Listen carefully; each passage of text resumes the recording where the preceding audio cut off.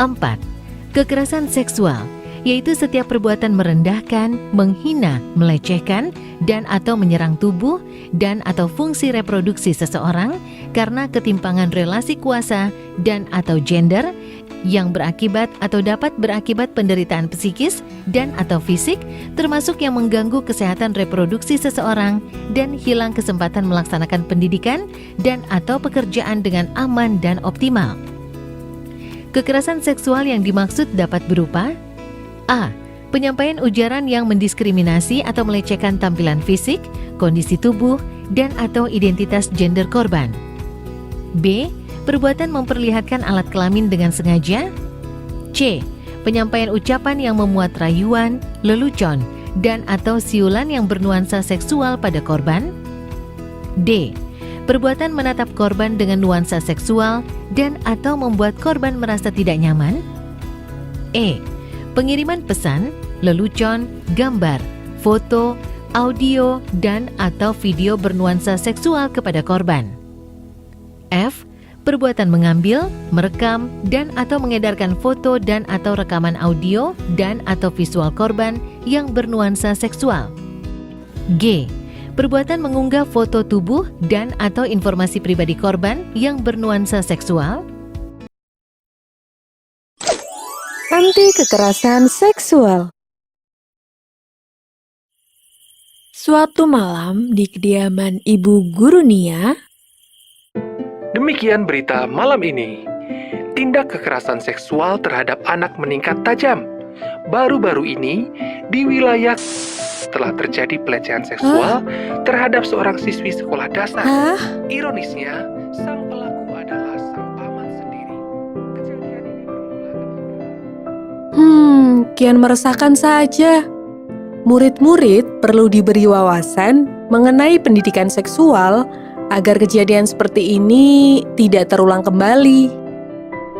Keesokan paginya, di sekolah dasar negeri cerdas berkarakter. Selamat pagi anak-anak.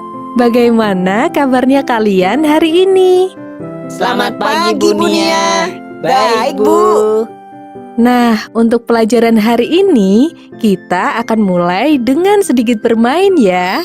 Ibu sudah menyiapkan sesuatu. Perhatikan gambar di layar smartboard ini.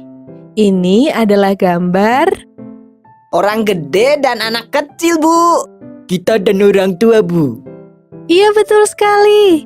Ini adalah gambar manusia dewasa dan anak-anak. Walaupun terlihat berbeda, pada dasarnya tubuh orang dewasa dan anak-anak punya bagian privat yang sama, yaitu bagian tubuh yang tidak boleh disentuh oleh orang lain. Nah, sekarang Ibu akan meminta salah satu dari kalian untuk maju ke depan. Ibu akan minta Okto untuk maju ke depan. Saya, Bu. Ibu minta tolong Okto untuk melingkari daerah dada. Baik, Bu. Tiba-tiba, gambar di monitor smartboard berbunyi.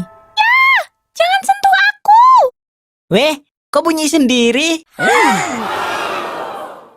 Wah, kenapa itu? Kenapa dia teriak, Bu Guru? Nah, anak-anak, kalian mungkin sedikit tahu ya. Jadi, ada bagian-bagian tertentu pada tubuh kita yang tidak boleh disentuh ataupun dilihat oleh orang lain tanpa izin. Organ tubuh itu adalah bagian intim atau area sensitif kita yang meliputi dada, kelamin, dan juga bokong. Mulut dan telinga juga termasuk bagian yang tidak boleh dipegang oleh orang lain. Jika ada orang lain menyentuh bagian tubuh tersebut tanpa izin, jangan mau ya, karena itu termasuk pelecehan seksual. Nah, selanjutnya, kalian sudah paham kan apa itu pelecehan seksual? Kalau ada orang lain yang pegang-pegang kita, Bu. Pegangnya di area mana? Organ tubuh area intim, Bu. Sama mulut dan telinga juga. Baik, sepertinya kalian sudah paham ya. Nah, selanjutnya pelecehan seksual ini bisa terjadi pada siapa saja, baik itu orang dewasa atau anak-anak, laki-laki ataupun perempuan. Indra, ada masalah apa? Dari tadi Ibu lihat kamu seperti mengerang kesakitan. Bu Guru, perut saya dari tadi kurang enak. Sebaiknya kamu periksa dulu Indra. Okto, antarkan Indra ke ruang UKS ya. Baik, Bu. Tak lama, Okto pun mengantarkan Indra ke UKS. Nah Indra, Bu Dokter minta izin mau melihat sebentar perutmu untuk dicek ya. Bisakah kamu membuka bajumu? Baik, Dok.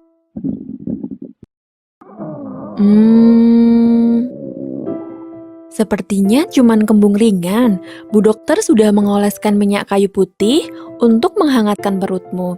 Jika nanti masih terasa sakit, segera periksa ke dokter ya. Terima kasih, Dok. Indra sudah merasa lebih baik. Ternyata cuman kembung doang. Kirain kenapa? Makasih ya, Okto, sudah menemani. Sebentar. Kenapa? Ada yang sakit lagi? Lega. Astaga. Ya maaf, ini kan salah satu pengobatan juga. Permisi Bu Nia, saya sudah merasa baik kan? Syukurlah, kembalilah ke tempat duduk kalian. Nah, Ibu lanjutkan pelajarannya ya. Jadi, tidak sembarang orang boleh menyentuh daerah sensitif kita. Misal cerita Indra tadi, dokter harus meminta izin pada pasien ketika memeriksa dan membuka baju pasien. Bahkan kepada saudara kita yang merupakan orang terdekat kita, semisal Indra mempunyai adik perempuan kecil dan ingin memandikannya, Indra harus meminta izin kepada adiknya untuk membuka bajunya. Begitupun dengan orang tua kita. Ibu akan memberikan beberapa tips untuk kalian agar terhindar dari pelecehan seksual. Yang pertama adalah selalu hati-hati dengan orang yang tidak dikenal. Apalagi kalau ia menawarkan sesuatu kepadamu, misalnya permen atau mainan game di HP-nya. Jika ada orang yang tidak kamu kenal, mulai mendekati atau menyentuh badanmu, katakan tidak. Segera lari dan teriak minta tolong. Ceritakan pada orang dewasa yang kamu percayai, baik itu orang tua atau gurumu. Jika kalian bermain, usahakan untuk ditemani oleh orang tua atau orang dewasa yang kalian percayai agar bisa mengawasi kalian, seperti kakak, kakek, nenek, om, ataupun tante. Nah, kalian paham ya? Jika ada pertanyaan, silakan bertanya pada Bu Guru. Baik, Bu.